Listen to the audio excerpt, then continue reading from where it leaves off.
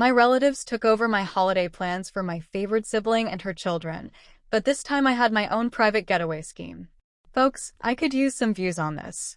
I need guidance with my situation with my relatives, which has been building up over many years.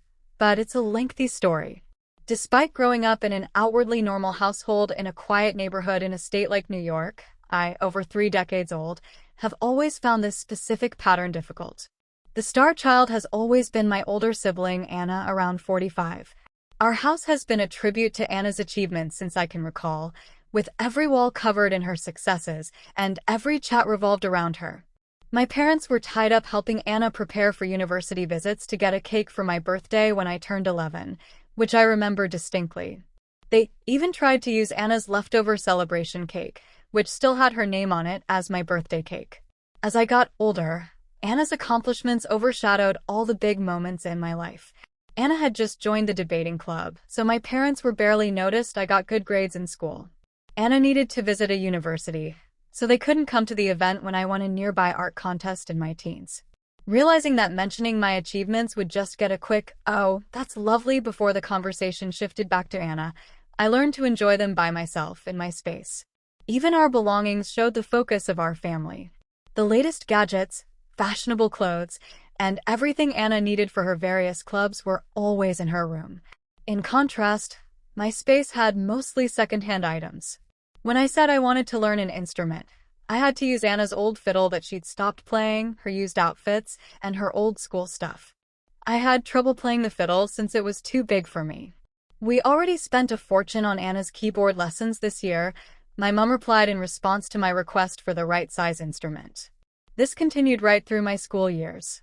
I had to use books from the public library for my studies, while Anna got special tutoring for her college entry exams. They got a bank loan so she could get a vehicle for university. They told me to use public transport when I needed to travel around. Anna's wants and requirements were the main focus of every money decision, family chat, and holiday planning. It was quite tough when I went to university. With my parents' full support, Anna finished her course at a well-known institution. They only agreed to cover half the cost at a local college when it was my turn. They clarified, "We're still settling Anna's university debt.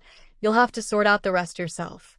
To manage financially, I took on 2 jobs while I was a student, often falling asleep studying. Meanwhile, Anna was starting her job at a place our parents had helped her get into via their friends. About 8 years ago, Anna tied the knot, and things altered, or maybe got worse. For an entire year, the family's focus was totally on the wedding. For her perfect big day, which involved a fancy dress, a posh venue, and over 350 guests, my parents got another loan even though they worried about paying it back. I remember listening to them in the kitchen one night, saying that only the best would do for Anna's big moment. Was there really any doubt that I would be her chief bridesmaid? I was supposed to organize hen parties, plan a fancy pre-wedding bash, and handle any little issues that popped up. "Don't be greedy, Sarah. This is your sibling's important time," my mom told me when I said how hard it was balancing these tasks with my full-time job. Then came the 2 children.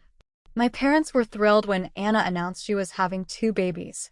Despite still paying off the wedding debt, they helped with the initial payment on a property near them. I saw them use their pension savings, which they said they couldn't touch when I needed help with university, the day they signed those papers. However, they claimed that this was different. "This is for our grandkids." Guess who became the go-to childcare? Yep, it was me. Started as looking after them now and then. The request, "Sarah, could you look after the kids for a little while?" became a regular thing every week, which then stretched into evenings whenever they had plans. My parents approved of this setup, saying, "This is just what families do." Anna and her partner, Tom, around 46, just figured I'd always be there to help. Whenever I tried to say no, even though I do care for them, the kids, who are now lively 8-year-olds, are exhausting. The same pattern happens each weekend. Anna suddenly brings them over to my flat, usually saying she needs some personal space or has crucial jobs to do. The boys run wild, turning my small home into a mess. Anna starts complaining about how stressed she is when I try to set rules or ask for notice beforehand, and my parents blame me for not being helpful. I worked really hard to get ahead in my job in advertising. I recently got offered a better position that would mean longer hours and more trips. My mom remarked, "But what about the kids? Your sibling needs you around here." Anna added, "You can't take that role, Sarah. Who will assist me with the boys?" When I mentioned this at a family meal hoping for some congratulations, it's like my time, career, and own life don't count at all. My father adds, "Your family should be your main concern, Sarah." My mother always responds, "Your sibling has 2 children to care for. You don't know what real tiredness feels like." When I attempted to explain how exhausting it all felt, Anna said I was jealous of her life and her children. She replied, "You're just sour because you haven't found a partner yet," as if having a husband or wife was the only thing that made someone valuable. After an especially tiring weekend looking after the kids, I decided to finally book myself a holiday by the sea a little while back. They had managed to break my computer and leave lasting stains on my sofa. I realized I desperately needed a break. I found a quiet, simple place to stay in a warm place like California that was perfect for a peaceful getaway. My mom's eyes lit up when I mentioned it at our regular family meal. "Oh, that's brilliant. We must all go. The boys would enjoy the sand." Before I could object, Anna had already started planning things. She stated, "You can supervise the kids in the water while Tom and I get some time together," as if my trip would automatically become a chance for me to look after them in return for me helping with the boys. Of course, my parents even suggested paying for a better hotel where everyone else would be staying, completely ignoring that this was supposed to be my break. They began planning days out and things to do that the boys would enjoy. I made a decision that would change everything while I was in bed that evening. I booked a different place to stay on a calm, small island. I didn't tell anyone about the change in plans. Quietly, I started getting ready by booking time off work, packing my stuff secretly, and making sure I had some savings set aside. Even though I know it's not completely honest, I just couldn't take it anymore. At the airport, they'll be separate from me as I get on my plane to a different spot. They'll be heading to California. I've turned off my phone's tracking, and I'm prepared for the complaints that will surely come. Yes, I know there'll be trouble.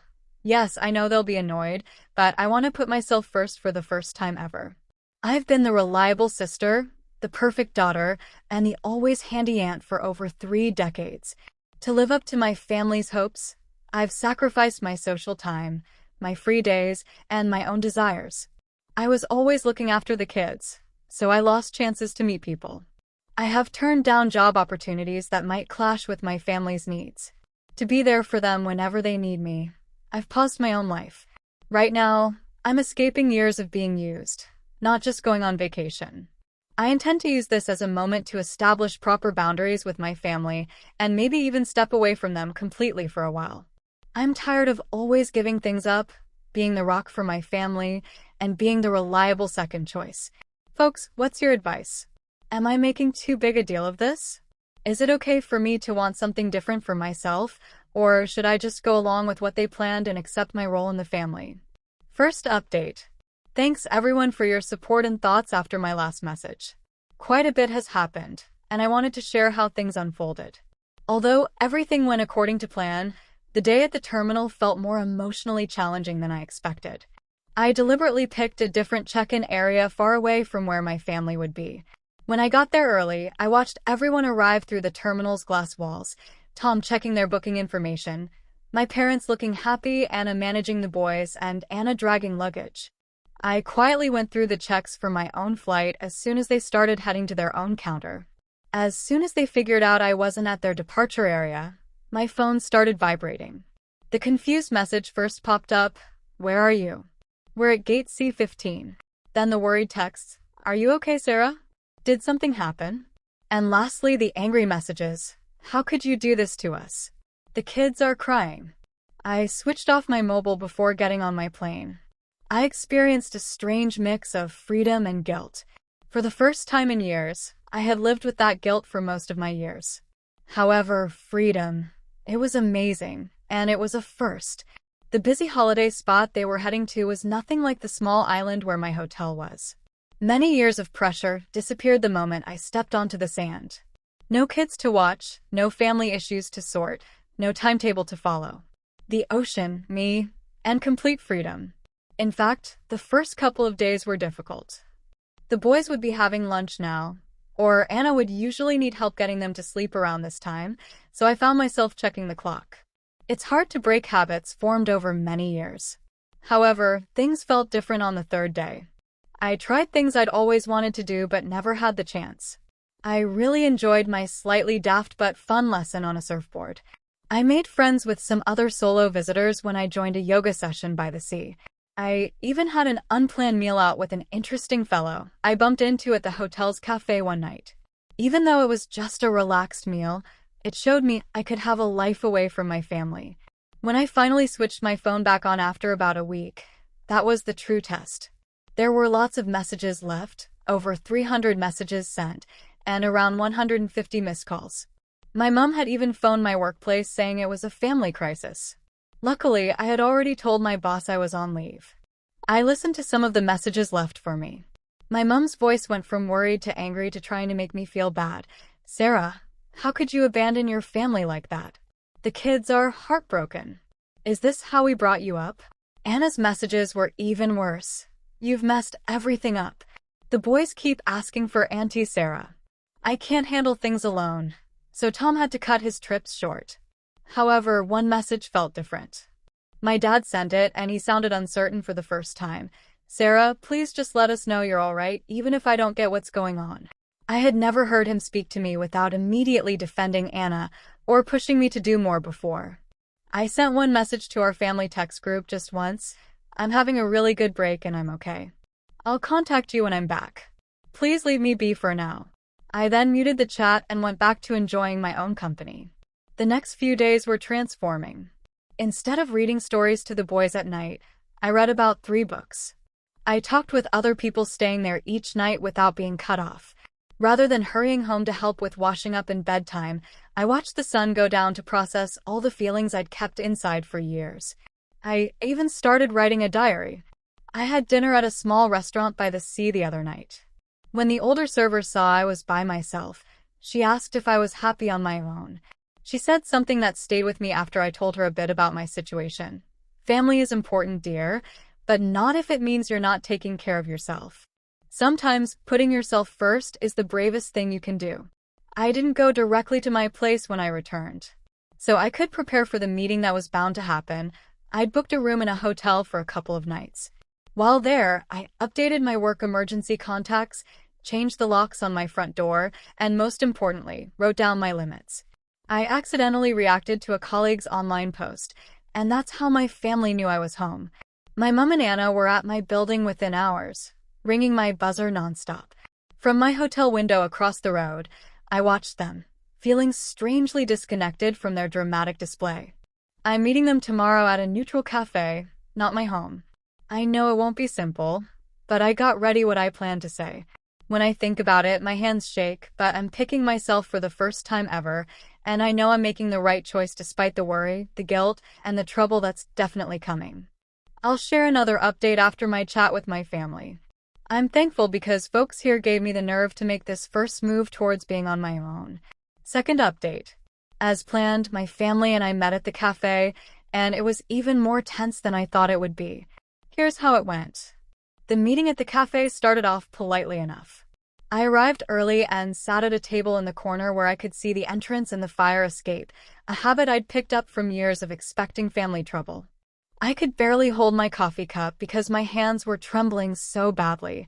My parents, Anna, and surprisingly Tom all arrived together. I am relieved the kids weren't there. I held up my hand and said what I had rehearsed before they could start their prepared talks. I am setting limits now, and they are not up for discussion. The next couple of hours were a perfect example of playing with feelings. Sarah began weeping as she explained how my absence had distressed her 2 children. My mother figure tried to cause guilt. "After everything we've done for you." Without warning, Tom attempted to find common ground by suggesting a compromise where I'd only see the children on alternate weekends. My father figure stayed mostly quiet and ill at ease. Sarah's remark, "You're acting selfish. Family requires sacrifice," marked the crucial instant. Something snapped inside me. Plainly but without anger, I responded, "Indeed, family involves sacrifice, but it's meant to work both ways.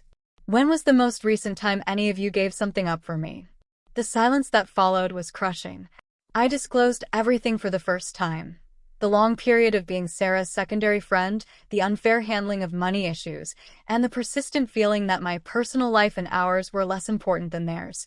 I then presented my schedule from the prior 12 months, showing how nearly every weekend was marked for minding kids and every holiday planned around what they wanted. My mother figure tried to interrupt, saying, "But that's what aunts are for." I replied by saying something I had never previously dared utter. "No, that's what hired childcare does, and Sarah, if you require this much support, perhaps it's time to think about hiring a professional." From that point, the talk took a different direction. My mother figure followed Sarah when she hurried away. Surprisingly, Tom stayed behind and admitted they had taken advantage of my availability. After staying silent for a little while, my father figure commented, We never intended to make you feel this way. It was something, but it wasn't an apology." I put my plan into action after they left. I moved to a distinct part of the metropolis and secured a fresh flat. Although it's smaller than my last residence, it's in a safe building with a doorman who is aware of my situation. Only my place of employment and a chosen group of close pals now possess my updated telephone number. Rebuilding my existence from nothing was the toughest element, not moving or organizing. I had no real interests and limited close acquaintances because I had spent several years being available for my family unit. I began small. I enrolled in classes for pottery, joined a neighborhood reading group, and accepted dinner invitations from coworkers that I had consistently turned down before. It was an unusual initial weekend of genuine liberty. I did things that were formerly unimaginable, including staying up late, visiting a market for local produce, and spending hours browsing through a bookshop. Sarah didn't text me urgently. My mother figure doesn't make calls meant to induce guilt. No requests for sudden childcare. My family unit's reaction to my relocation was harsh, but predictable. When my mother figure tried to contact me via the company switchboard, they found out that my new job doesn't permit personal calls during business hours. On one occasion, Sarah even came to my workplace, but the workplace security team had been warned ahead of time. She composed a tearful letter accusing me of ruining our family. Tom was the source of the unexpected occurrence. He apologized via email for his contribution to enabling the situation. At first, Sarah opposed him taking the children to events on the weekends, but she has since accepted it. It's a minor yet significant shift. My folks are having trouble adjusting. My father figure occasionally texts, typically in an awkward attempt to start a discussion. My mother figure alternates between angry outbursts and cold quiet. She left a voicemail the previous week stating, "When you're finished with this defiance, we'll welcome you back." This isn't temporary, and she doesn't comprehend it. My new reality is this. Without regular family interruptions, work has noticeably improved. I'm more efficient and focused. After noticing the change, my supervisor assigned me to lead a significant new undertaking. For the first time in a number of years, I'm also casually dating, but I'm proceeding cautiously. Internally, there has been the greatest transformation. I no longer experience the constant background unease that I had for years. I've begun exercising regularly, enhanced my diet, and slept better. According to my therapist, yes, I have finally started therapy. I am beginning to heal from what she refers to as ongoing family strain pattern. The children sent me a present the prior Sunday that included handwritten notes expressing how much they miss me. Even though it felt both sweet and sad, I remained firm. I carefully wrote them back to inform them that although I care for them, I require some time to focus on myself. I had to write it, even if Sarah is unlikely to read it to them. "There's a light quality about you now. You appear several years younger," an old acquaintance of mine remarked when I met her the day before. She is correct. I feel lighter.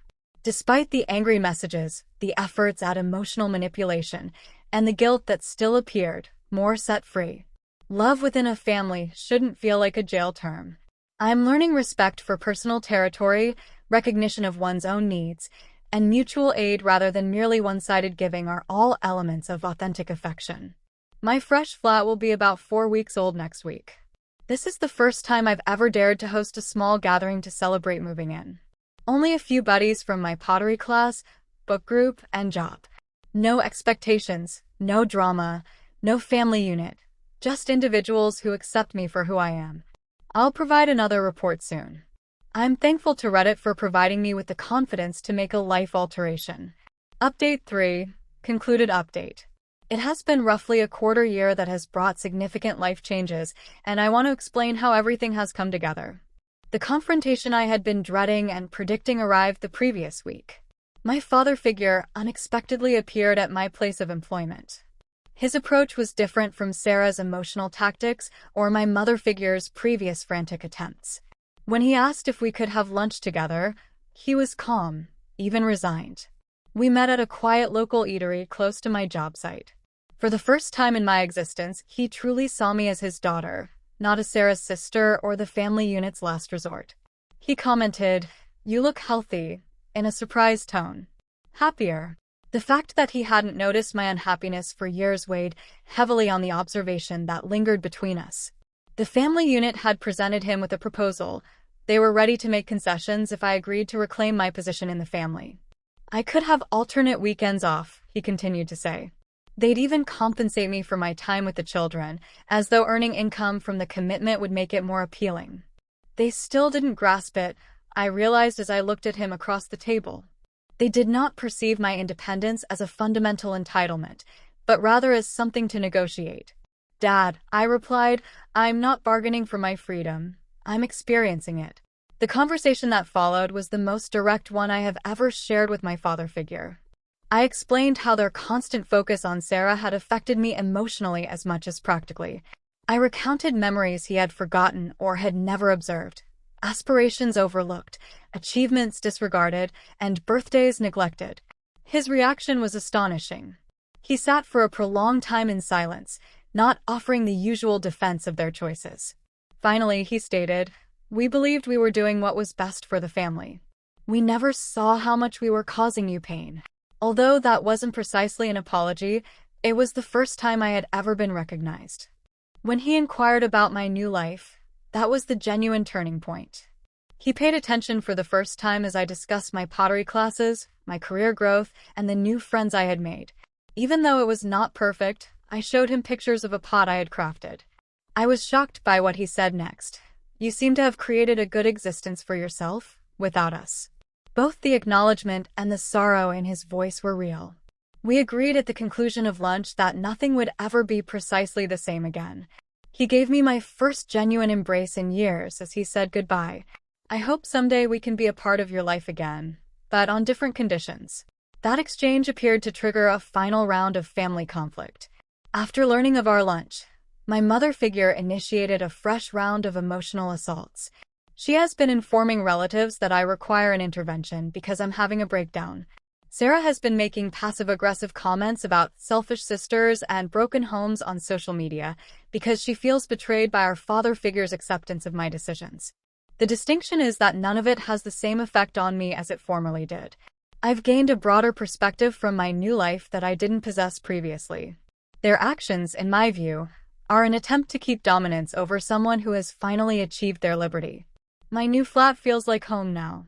My attempts at pottery and pictures of my chosen family, friends who value my independence and respect limits, beautify the walls. I've begun mentoring my less experienced colleagues at my place of employment, ending the negative cycle of harmful support that has long held me captive. My relationship with time has changed the most. I get to spend the weekends any way I choose. I've started learning Spanish, joined a neighborhood hiking group, and even begun dating someone who respects and values my personal space. I'm building a life for the first time that is true to who I am, rather than what my family unit expects of me. The children sent me a handmade note the prior Sunday, which was clearly written under guidance. It was filled with sad statements about how much they miss their aunt. This would have previously sent me into a downward spiral of doubt and regret. Instead, I replied with a gentle yet firm letter stating that although I love them, I need some time to focus on myself. According to my therapist, I am demonstrating what she refers to as healing and growth after trauma, not just moving past the past, but creating something more robust and healthy in its place. She has helped me realize that I am not responsible for fixing the problems in my family unit. The day before was the most recent development. Tom, Sarah's spouse, contacted me to let me know that my position has caused modifications in their household. Not to place blame on me, They've finally employed part-time assistants to help with the children, and he's become a more involved parent. Tom believes it's better for everyone, but Sarah is finding it hard to adjust. I'm sitting in my personal study space, getting ready for a business trip the following week as I write this final update, something I could never have accomplished in my previous existence. A framed saying that speaks to my journey is on the wall behind my desk. Sometimes the most courageous thing you can do is make yourself free. I want to express my appreciation to everyone who supported me and followed my story. You provided me with the confidence to make my own choices. If you're questioning if people in similar situations are selfish for wanting their own lives, know that you're not. Being free is not selfish. Caring for oneself is not unkind. Establishing limits is not a sign of disloyalty. I have no certainty how my connection with my family unit may develop in the future. Perhaps one day we'll discover a different kind of bond, one based on mutual respect rather than obligation. In the meantime, I'm concentrating on nurturing the life I've built, including my friendships, interests, career, and above all my sense of identity.